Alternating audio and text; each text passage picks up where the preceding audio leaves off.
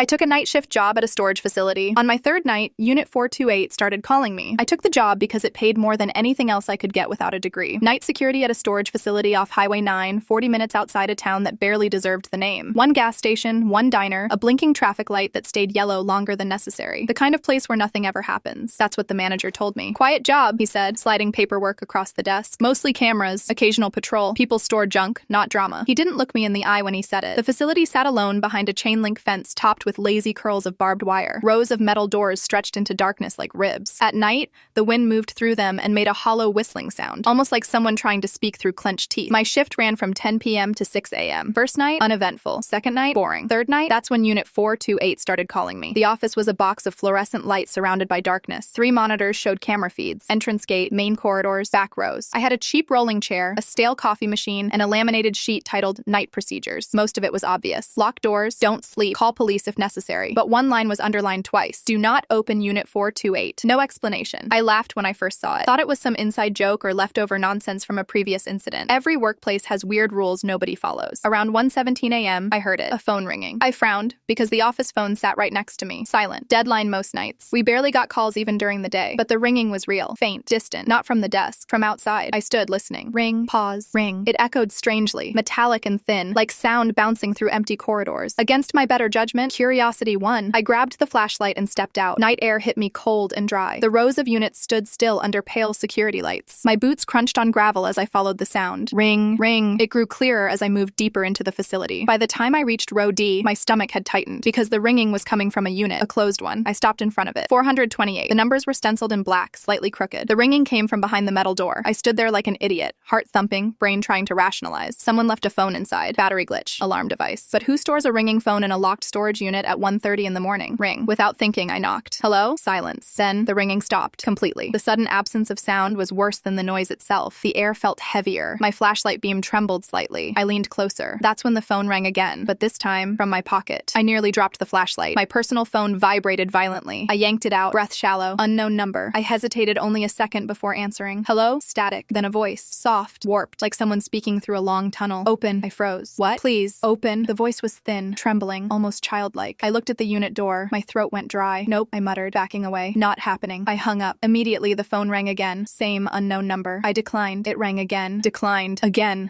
I finally switched it off, shoved it back into my pocket, and walked quickly, too quickly, back to the office. I didn't tell the manager the next morning. Didn't want to look crazy over a weird prank call. Fourth night rolled in. I told myself it wouldn't happen again. At 1:17 a.m., the office lights flickered. Then the phone rang. The desk phone this time. I stared at it. It hadn't rung once since I started. It rang again. Slow. Deliberate. I picked up. Why didn't you open it? The same voice. Clearer now. Almost hurt. I slammed the receiver down. My pulse hammered in my ears. The monitors crackled. Every camera feed switched. All 3 screens now showed the same view. Row D, Unit 428, the metal door. Something was standing in front of it. I leaned forward, breath caught. A person. Tall, thin, unnaturally still, facing the camera. Except there was no one actually outside. I spun in my chair and looked through the office window. Empty corridor. Back to the monitor. The figure remained. Its head tilted slightly. Then slowly, it turned toward the unit door and knocked. 3 gentle taps. My skin crawled because a second later, I heard the same knocking from outside. I don't remember deciding to move. One moment frozen, next stumbling out with flashlight shaking in my hand. The corridor was empty, but the knocking continued. From row D, I followed it, legs weak. Unit 428 stood silent under the light. No figure, no movement. But the door was vibrating, barely noticeable, like something inside was tapping from within. Please, the whisper came from everywhere. Wind, speaker, my head. I backed away. That's when the metal door bulged, just slightly, from the inside. I ran, didn't clock out, didn't grab my stuff, just ran to my car and drove like hell. I quit the next morning. Manager didn't argue, just nodded slowly, then said something that still makes my blood run cold. You lasted longer than most. 2 weeks passed. I tried to forget. Then last night, my phone rang. Unknown number. I answered before thinking. Static. Then, you never opened it. I dropped the phone because from my closet, I heard knocking. 3 soft taps. If this gets enough attention, I'll post what happened when I finally opened the door. Because yeah, I opened it, and I wish I hadn't. I didn't plan on returning. People always say that in horror stories. I had no choice. But I did. I absolutely did. I could have blocked the number, changed jobs, moved apartments. Instead, I went back. It started with the dreams. Every night, same hallway, same storage facility, except longer, impossible longer. Rows stretching into darkness with no end, doors dented, rust bleeding down like dried veins, the air thick, metallic, hard to breathe, and always 428, waiting. Sometimes the door was closed, sometimes slightly open, sometimes wide, but no matter what, I woke up before seeing inside. Heart racing, sheets soaked, phone buzzing on my nightstand, unknown number, every time. By the 4th dream, I stopped sleeping. By the 6th, I started hearing things when awake, a knock from my kitchen when no one was there. there. A metallic bang from the bathroom, soft scraping inside the walls. I told myself it was stress, until my phone rang while I was holding it. Screen already on, no number, just one word, open. That's when I called the facility. Manager answered on the second ring, like he'd been expecting me. You okay? He asked. His voice sounded tired, older than before. I'm getting calls, I said. From that unit, long pause, then a sigh. You shouldn't have answered. Answered what? Another pause. You coming back tonight? I don't know why I said yes. The facility looked wrong. That's the only way I can describe it. Same fence, same office, same lights, but quieter. No wind, no distant highway hum. Even the gravel sounded muted under my shoes. The manager stood outside the office when I arrived, smoking, hands shaking slightly. You didn't tell me everything, he said. You didn't tell me anything, I shot back. He gave a humorless smile. Fair. Then he handed me a key. Old, heavy, brass, not like the others. My stomach dropped. No, you're already involved, he said softly. I quit. It didn't. Inside the office, the monitors were already on. All 3 feeds showing row D, unit 428, door closed. Still. Listen carefully, the manager said. I didn't like the way he said it, like instructions at a funeral. That unit doesn't belong to a person, he continued. Never has. I stared at him. What? It appeared? Storage units don't just appear. This one did. He told me things I wish I'd never heard. The facility blueprints never included 428. Old employees refused to patrol row D at night. One guard vanished. Another was found sitting in front of the door, smiling, dehydrated, whispering, almost open, over and over. And you kept it running? I asked. What would you have done? He replied. I had no answer. 1:17 a.m. The desk phone rang. We both jumped. He didn't touch it. Neither did I. It rang again and again. Finally, he nodded toward it. Answer. I'm not. Answer. Hands numb, I picked up.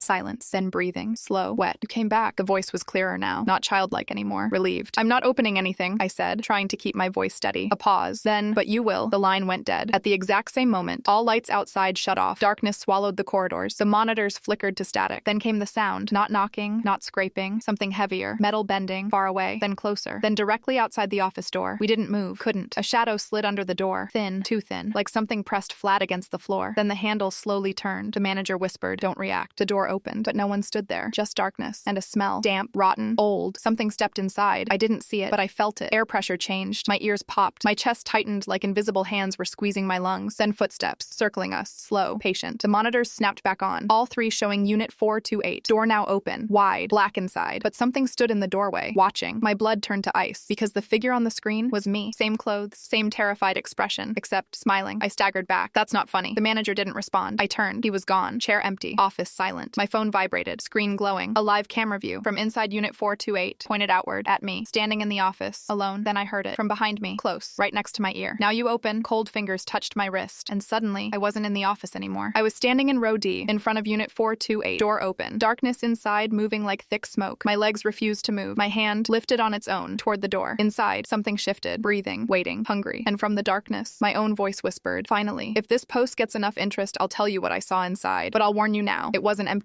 and it wasn't human. I tried to fight it. God, I tried. Every muscle in my body screamed to run, but my arm kept rising like I was being pulled by invisible strings. My fingers hovered inches from the metal doorframe. The darkness inside wasn't normal shadow. It moved, slowly folding in on itself like thick liquid breathing. Step closer! The voice came from everywhere. From the corridor, from inside my skull, from behind my teeth. I took a step, not because I wanted to, because my body decided it was happening. Gravel crunched beneath my shoe, unnaturally loud in the silence. The air grew colder, heavy, damp, like a basement that hadn't been opened in decades. Another step. The darkness reacted, rippling. Then I saw something shift inside. A shape, tall, too tall, standing where the back wall should have been. Except there was no back wall. Storage units aren't deep. You can see the rear panel easily with a flashlight. But 428 went on forever. My hand snapped forward. I grabbed the doorframe to stop myself. The metal was ice cold and wet. I looked down. My fingers came away dark, sticky. Please don't stop now. The voice trembled with anticipation. Not pleading, excited. My flashlight flickered. Once, twice, then died completely. Darkness swallowed everything. I couldn't see, but I could hear. Breathing. Not mine. Something massive inhaling slowly from deep inside the unit. Each breath echoed like wind through a tunnel. Then footsteps. From within. Slow. Dragging. Closing the distance. I tried to scream. Nothing came out. My jaw locked. A smell rolled over me. Rotten fabric. Old water. Something sweet underneath. Like decay trying to hide itself. Then, a hand touched my face. It wasn't shaped right. Too many joints. Too long. Skin cold and rubbery like something that had never been warm. You left me alone. The voice now directly in front of me. Clear. Layered. Like multiple mouths speaking at once. My vision returned in flashes. Not light. Images. I saw the inside of 428, and I wish I hadn't. The space stretched endlessly, but it wasn't empty. The walls were lined with doors. Thousands of them. Stacked impossibly high. Each one slightly different. Each one trembling. And in the center was the thing. It stood bent at an angle no spine should allow, limbs elongated, folding and unfolding slowly like a spider testing its legs. Its skin looked stretched too tight in some places, hanging loose in others. But the worst part? Its face. It didn't have one. Not exactly. Just shifting impressions. Eyes forming and sinking. A mouth appearing where there shouldn't be one. Then gone. Then back. So many didn't open. It leaned closer. I couldn't move. Couldn't breathe. But you, something like a smile split across its not face. You always come back. Behind it, the endless doors began to rattle. Softly at first, then violently. And from behind those doors, voices, crying, begging, screaming, whispering, thousands of them overlapping into a single unbearable sound. I finally found my voice. What are you? The thing paused, tilted its head, as if amused by the question. I am what waits. It straightened, its body lengthened, stretching upward until its head nearly brushed the darkness above, behind unopened doors. One of the thousands of doors creaked open, then another, then dozens. Inside them, I saw glimpses. A woman clawing at a wall that wasn't there. A man curled in a corner, rocking. A child staring blankly into nothing. They were curious too. I tried to pull away. The creature's grip tightened. My bones screamed. Curiosity is a door. It leaned so close I felt its breath inside my lungs. And you already opened yours. Then everything snapped back. I collapsed onto gravel. Row D Unit 428, door closed, silent. My flashlight lay beside me, still on, beam steady. I scrambled back, gasping, heart hammering, hands shaking uncontrollably. It was closed, locked. I ran to the office, burst inside. The manager sat in his chair, exactly where he'd been before, watching the monitors. He looked up calmly. You saw it, didn't you? I stared at him. You left me. He didn't answer immediately, just studied my face, then quietly said, it doesn't like witnesses. My blood ran cold. What? He gestured at the screen. Camera feed, row D, me, standing in front of Unit 428, hand reaching for the door. Live timestamp, 1:23 a.m. I whispered, that's not possible. The manager's voice was barely audible. It never is. The version of me on the screen turned toward the camera and smiled. I couldn't look away from the monitor. The version of me on the screen stood under the dead white security light, frozen in front of Unit 428, smiling like it knew a joke I didn't. Live timestamp still ticking. 1:24 a.m. I was in the office, watching myself outside. That's not real, I whispered. The manager didn't even blink. You keep saying that like it matters. I spun toward him. How am I on the camera? Instead of answering, he reached into a drawer and pulled out a thick binder. The cover was cracked, edges warped like it had survived water damage. No label, just fingerprints. He opened it slowly. Inside were photos, reports, handwritten notes. Every page showed the same corridor, different years, different guards, same unit. My stomach sank as he flipped, because every few pages, there I was, me in different clothes, different hairstyles, different ages. That's impossible. My voice shook. I've never been here before this job. The manager tapped a photograph, dated 2011, a grainy image of Row D and a younger version of me, staring directly at the camera. It doesn't just trap people, he said quietly. It recycles them. My brain refused to process the words. What does that even mean? He leaned back, exhaustion etched into every line of his face. Unit 428 isn't a room. It's a threshold. Outside, the monitors flickered again. The smiling version of me vanished, camera feed replaced by static. Then, another corridor appeared. Not Row D, Row H. Except there was no Row H. I'd memorized the layout during training. Rows A through F. That's it. What am I looking at? The manager's jaw tightened. The expansion. We never expanded. We didn't. On the screen, a unit door trembled violently. Numbered 713. My chest tightened. I've never seen that unit. No one has, he said, until they do. A loud metallic slam echoed from outside. Both of us jumped. Another slam. Closer. Then screaming. Human. Panicked. I rushed to the window. A man sprinted down the corridor, pounding on doors as he ran. Help me! I stared in shock. How did he get in? The gate. It lets them in, the manager muttered. The man skidded to a stop in front of a door. He pounded desperately. Please! The door slowly rolled up by itself. Darkness inside. The man hesitated only a second before stumbling in. The door slammed shut. The screaming stopped instantly. Silence. My blood ran cold. We have to call the police. The manager grabbed my arm. Hard. No. Someone just... It's already done. I pulled free. What the hell is wrong with you? His voice cracked for the first time. Because they won't find him. They never find them. The office phone rang. Neither of us moved. It rang again. Then a third time. The manager whispered, if it's for you, don't answer. I stared at the phone. Heart pounding. It rang again. Against every survival instinct I had, I picked up. Static. Then, wrong unit. The voice was different. Not 428. This one was frantic. Terrified. Please, not this one. My throat tightened. Who is this? You opened the wrong door. The line went dead. Outside, every monitor feed changed at once. Rows A through F. All doors. Opening, one by one, then all at once. Darkness spilling out like ink flooding concrete. And from every corridor, footsteps, hundreds of them, moving toward the office. Slow, unhurried. The manager's face drained of color. It's happening early. I backed away. What's happening? He whispered the words like a confession. Shift change. The footsteps stopped, right outside the office. Complete silence, then knocking. Not one door. All of them. The knocking didn't sound human. It was too synchronized, too perfect. Every strike landing at the exact same moment, echoing through metal corridors like a single enormous heartbeat. My own heart tried to match it. Failed. The manager moved fast. Faster than I'd seen him move before. He slammed the office door shut and twisted the deadbolt with shaking hands. Then slid something heavy, a steel bar, into brackets I hadn't even noticed before. What are you doing? I hissed. His voice was barely audible. Buying time. The knocking stopped. Instantly. Silence crashed down like pressure. My ears rang. Then, a shadow passed under the door. Not like before. Not thin. in. This one was thick, dense, like something vast standing inches away from us. The handle jerked violently. Once, twice, then a voice spoke. Clear, pleasant, almost cheerful. Evening. I froze because I recognized it. My voice. The manager closed his eyes. Don't respond. Another tug on the handle. Gentle this time. Testing. Open up, my voice said from the other side. Shift change. My stomach twisted violently. That's not me, I whispered. No, the manager said quietly. It's what clocks in. A soft chuckle from outside. Oh, come on, my voice teased. You know the rules. 3 polite knocks. Day staff out. Pause. Night staff in. The fluorescent lights above us flickered, dimmed, brightened. The monitors turned on by themselves. Camera feed, office interior, showing the manager and me, standing there, frozen. Except we weren't alone on screen. Something stood behind us, tall, black, featureless, mimicking our posture perfectly. I spun around. Nothing there. Back to the monitor. Still there, right behind me. Its head slowly tilted. I felt breath on my neck. Ice cold. It's inside, I choked. The manager whispered, horrified. It shouldn't be able to enter before the office door exploded inward. Steel bar snapped like a twig. Deadbolt ripped free. Darkness poured in. And then it stepped through. It wore my shape. Same face, same body, same terrified eyes. Except it was smiling, wider than any mouth should. See? It said pleasantly. No need to knock. I stumbled backward, crashing into the desk. The thing walked in casually, like it owned the place. Behind it, the corridor was no longer empty. Figures lined the hallway. People, or what used to be people. Their bodies bent wrong. Movements jerky, delayed, like puppets with tangled strings. Every single one of them, smiling. Former staff, the manager breathed. The copy of me turned toward him. Oh, relax, it said. They love the job. It leaned closer to me, close enough that I could see my own reflection in its eyes. Except there was something else behind them, moving. You really should have stayed, it whispered. We've been short-handed. Cold fingers wrapped around my wrist. Pain exploded up my arm. The corridor behind it shifted, stretching, warping. Row D melting into endless darkness. And there, Unit 428, door open, waiting. No, I gasped, digging my heels into the floor. No, no, no! The manager screamed, don't let it take you back! The thing laughed. Too many voices layered beneath mine. Oh, he knows, it said. He just can't stop it. I grabbed the desk, nails tearing against wood. The office slid away, reality bending like heat over asphalt. And then I was falling, not through air, through darkness, through something thick and alive, toward the open mouth of Unit 428. And inside, those thousands of doors were all opening.